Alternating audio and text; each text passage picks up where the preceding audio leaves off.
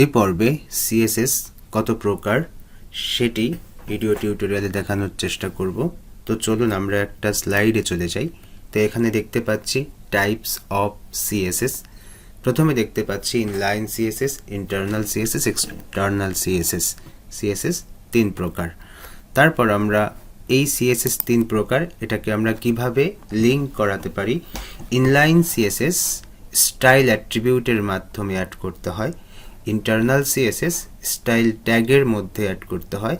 এই স্টাইল ট্যাগটা অবশ্যই হেড ট্যাগের ভেতরে থাকে। এক্সটার্নাল সিএসএস লিঙ্ক ট্যাগের মাধ্যমে এক্সটার্নাল একটা সিএসএস ফাইলকে অ্যাড করাতে হয়। তো এরপর আমরা দেখতে পাচ্ছি যে ইনলাইন সিএসএস এটা সিঙ্গেল এলিমেন্টে কাজ করে, দ্যাট মিন্স একটা HTML ট্যাগে কাজ করে।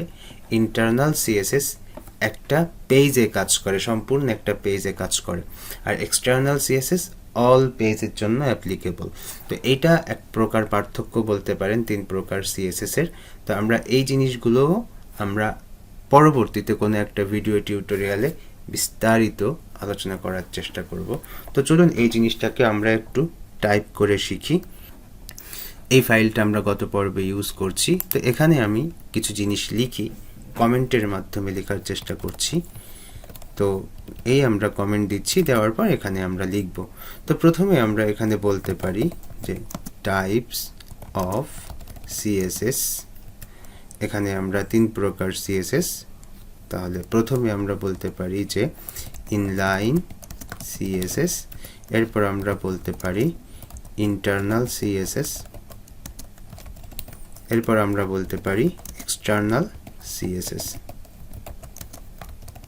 ওকে, তো এই যে আমাদের ইনলাইন সিএসএস, এই ইনলাইন সিএসএস কে অ্যাড করা হয় স্টাইল অ্যাট্রিবিউটের মাধ্যমে।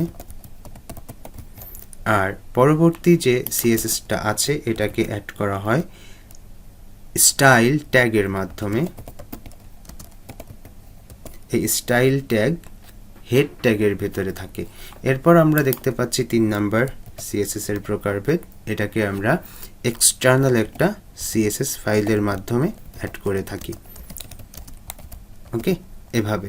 তো এক্সটার্নাল সিএসএস ফাইলকে আবার কোন ট্যাগের মাধ্যমে অ্যাড করি, সেটা হচ্ছে লিঙ্ক ট্যাগের মাধ্যমে আমরা এটাকে অ্যাড করে থাকি। তো লিঙ্ক হচ্ছে একটা সিঙ্গেল ট্যাগ। তো এই জিনিসগুলো আমরা এখানে একটু শেয়ার করার চেষ্টা করছি যাতে করে আপনাদের একটু আরও বেশি মনে থাকে এই জন্য।